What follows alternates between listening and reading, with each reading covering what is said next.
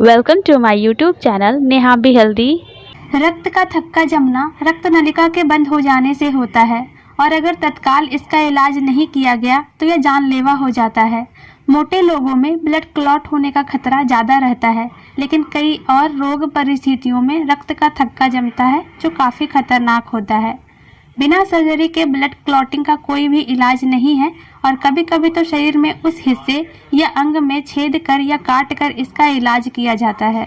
खासकर सिर में चोट लगने के बाद अगर ब्लड क्लॉट होती है तो यह काफ़ी गंभीर हो जाती है, जिसमें मरीज को ब्रेन हेमरेज का खतरा रहता है और मौत तक हो जाती है।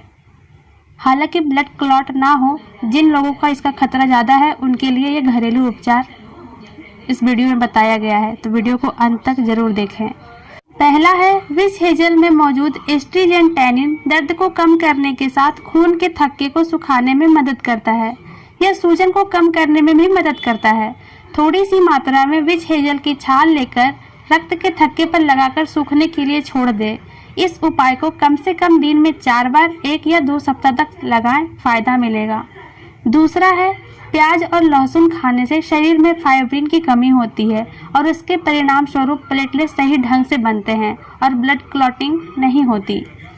तीसरा है खीरे में मौजूद सिलिका एक ट्रेस मिनरल है जो त्वचा में संयोजी ऊतकों को मजबूत करता है। रक्त के थक्के पर लगाने से सूजन और दर्द को कम करने में मदद मिलती है। खीरे के टुकड़े को मोटे स्लाइस में काटकर कुछ मिनट के लिए रक्त के थक्के पर रखें। इस उपाय को कई दिनों तक दिन में कई बार दोहराने से रक्त के थक्के ठीक हो जाते हैं।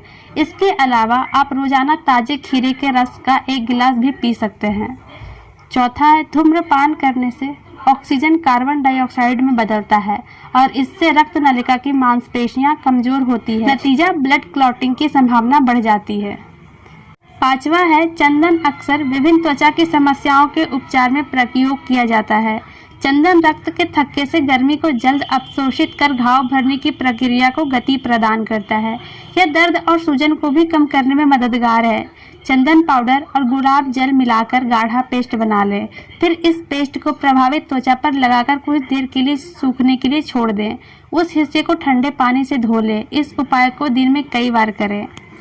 लास्ट है और छठा है मसाज अगर आप नियमित रूप से शरीर की मसाज करवाते हैं तो शरीर में रक्त का प्रवाह सुचारू ढंग से होता है।